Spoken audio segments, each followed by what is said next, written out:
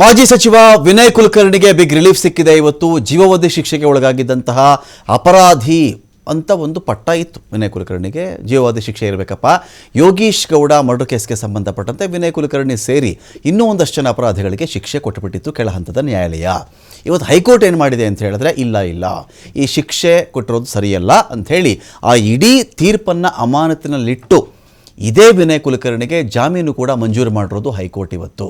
ಇಲ್ಲ, ವಿನಯ್ ಕುಲಕರ್ಣಿ ಕೊಟ್ಟಿರ್ತಕ್ಕಂಥ ಶಿಕ್ಷೆ ಸರಿಯಾಗಿಲ್ಲ, ಇದೊಂದು ತಪ್ಪಾಗಿದೆ, ಇಲ್ಲಿ ಈ ಶಿಕ್ಷೆನ ನಾನು ಅಮಾನತಲ್ಲಿ ಇಡ್ತಾ ಇದ್ದೀನಿ, ಇದಕ್ಕೆ ನಾನು ಸ್ಟೇ ಕೊಡ್ತಾ ಇದ್ದೀನಿ, ಈ ಸ್ಟೇ ಕೊಟ್ಬಿಟ್ಟು ಆ ನಂತರ ಇದಕ್ಕೆ ನಾನು ಜಾಮೀನು ಮಂಜೂರು ಮಾಡ್ತಾ ಇದ್ದೀನಿ ಅಂತ ಹೈಕೋರ್ಟ್ ಕೊಟ್ಟಿರೋದು.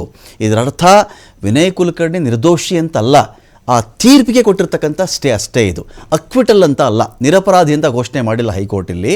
ಆದರೆ ಕೆಳಹಂತದ ನ್ಯಾಯಾಲಯದ ತೀರ್ಪಿಗೆ ಸ್ಟೇ ಕೊಟ್ಟು ಜಾಮೀನು ಕೂಡ ಮಂಜೂರು ಮಾಡಿದೆ. ವಿನಯ್ ಕುಲಕರ್ಣಿ ಆಚೆ ಇರಬಹುದು ಅಂಥೇಳಿ 5 ಲಕ್ಷ ರೂಪಾಯಿಗಳ ಬಾಂಡ್, ಇಬ್ಬರ ಶ್ಯೂರಿಟಿ ಕೊಡಬೇಕಾಗುತ್ತೆ ವಿನಯ್ ಕುಲಕರ್ಣಿ. ಜೊತೆಗೆ ದೇಶದಲ್ಲಿ ಎಲ್ಲಿ ಬೇಕಾದರೂ ಓಡಾಡಬಹುದು, ಧಾರವಾಡಕ್ಕೂ ಹೋಗಬಹುದು, ಆದರೆ ವಿದೇಶಕ್ಕೆ ಹೋಗುವಂತಿಲ್ಲ, ಅನುಮತಿ ತೆಗೆದುಕೊಳ್ಳಬೇಕಾಗತ್ತೆ ಅಂತ ಕೋರ್ಟ್ ಹೇಳಿರೋದು ಇವತ್ತು. ಸೊ ಈ ಒಂದು ಅನುಮತಿ ಸಿಕ್ಕ ನಂತರದಲ್ಲಿ ವಿನಯ್ ಕುಲಕರ್ಣಿಗೆ ದೊಡ್ಡ ಮಟ್ಟದ ಒಂದು ರಿಲೀಫ್ ಸಿಕ್ಕಿಬಿಟ್ಟಿದೆ. ಯಾಕಂದರೆ MLA ಕೂಡ ಹೌದು ವಿನಯ್ ಕುಲಕರ್ಣಿ. ಕೆಳಹಂತದ ನ್ಯಾಯಾಲಯ ತೀರ್ಪು ಬಂದ ತಕ್ಷಣ ಅವ್ರ MLA ಹೋಗಿಬಿಡಲ್ಲ, MLA ಪದವಿ ಹೋಗಿಬಿಡಲ್ಲ. ಯಾಕಂತ ಹೇಳಿದ್ರೆ ಸುಪ್ರೀಂ ಕೋರ್ಟ್ವರೆಗೂ ಈ ಕೇಸ್ ಹೋಗಿ ಅಲ್ಲೂ ಕೂಡ ತಪ್ಪಿತಸ್ಥ ಅಪರಾಧಿ ಅಂತ ಆಗಿ ಶಿಕ್ಷೆ ಆಗುತ್ತಲ್ಲ, ಅದು 2 ವರ್ಷಕ್ಕೆ ಮೀರಿದ ಶಿಕ್ಷೆ ಆದಾಗ ಮಾತ್ರ ಇದು ಕೌಂಟ್ ಆಗುವಂಥ ವಿಚಾರ ಅಂತ. ಕುಲಕರ್ಣಿ ಸೇರಿದಂತೆ 10 ಆರೋಪಿಗಳಿಗೆ ಇವತ್ತು ಬೈಲಾಗಿದೆ. ಚೆನ್ನಕೇಶವ ಟಿಂಗ್ರೀಕರ್ಗೂ ಜಾಮೀನು ಸಿಕ್ಕಿದೆ, ಇಲ್ಲಿ ಮಂಜೂರು ಮಾಡಲಾಗಿದೆ. ನ್ಯಾಯಮೂರ್ತಿ ಮೊಹಮ್ಮದ್ ನವಾಜ್, ನ್ಯಾಯಮೂರ್ತಿ ಜಿ ಬಸವರಾಜ್ ಪೀಠ ಈ ತೀರ್ಪನ್ನು ಕೊಟ್ಟಿದೆ. ಇಲ್ಲಿ ಧಾರವಾಡ ಪ್ರವೇಶಕ್ಕೂ ಅನುಮತಿಯನ್ನು ಕೊಟ್ಟಿರೋದು ಹೈಕೋರ್ಟಲ್ಲಿ. ಸೊ ಶಾಸಕ ಸ್ಥಾನಕ್ಕೆ ಮತ್ತೆ ಜೀವ ಬಂತು ವಿನಯ್ ಕುಲಕರ್ಣಿಯ ಶಾಸಕ ಸ್ಥಾನಕ್ಕೆ.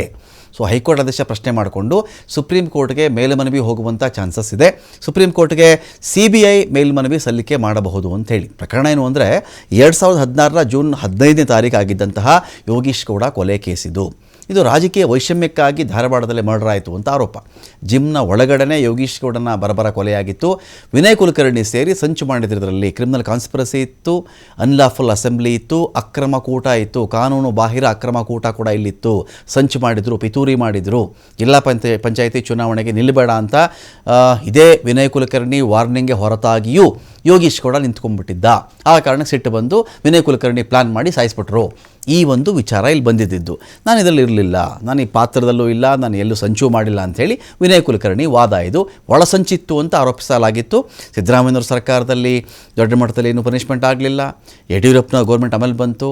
ಚುನಾವಣಾ ಪ್ರಚಾರ ಕಾಲದಲ್ಲಿ ಯಡಿಯೂರಪ್ಪನವ್ರು ಹೇಳಿಬಿಟ್ಟಿದ್ರು, ವಿನಯ್ ಕುಲಕರ್ಣಿ ಮತ್ತು ಆತನ ಸಂಗಡಿಗರಿಗೆ ನಾನು ಜೈಲಿಗೆ ಹಾಕ್ತಾ ಇದ್ದರೆ ನನ್ನ ಯಾರು ಯಡಿಯೂರಪ್ಪ ಅಂತಲೇ ಕರಿಬೇಡಿ ಅಂತ ಹೇಳಿದರು. CBIಗೆ ಕೇಸ್ ಹೋಗಿತ್ತು. ಆ ನಂತರ ಜೈಲು ಶಿಕ್ಷೆಗೂ ಕೂಡ ಒಳಗಾಗಿದ್ದರು ಇದೇ ವಿನಯ್ ಕುಲಕರ್ಣಿ. ಅಂದರೆ ಬೇಲ್ ಸಿಕ್ಕಿರಲಿಲ್ಲ, ಒಳಗಡೆ ಅವ್ರನ್ನ ಹಾಕಿದ್ರು.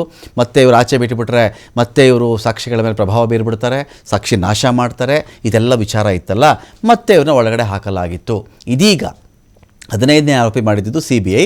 ಅದರ ಅನೇಕ ಸಾಕ್ಷ್ಯಗಳನ್ನು CBI ವಿಚಾರಣೆ ಮಾಡಿದ ಕಾಲದಲ್ಲಿಯೂ ಕೂಡ ಒಂದು 62 ಸಾಕ್ಷಿಗಳಲ್ಲಿ 61 ಸಾಕ್ಷಿಗಳು ವಿನಯ್ ಕುಲಕರ್ಣಿ ಪರ ಇದ್ವು. ಅರ್ಥಾತ್ ಯೋಗೀಶ್ ಗೌಡ ವಿರುದ್ಧವಾಗಿ ನಿಂತ್ಕೊಂಡ್ಬಿಟ್ವು.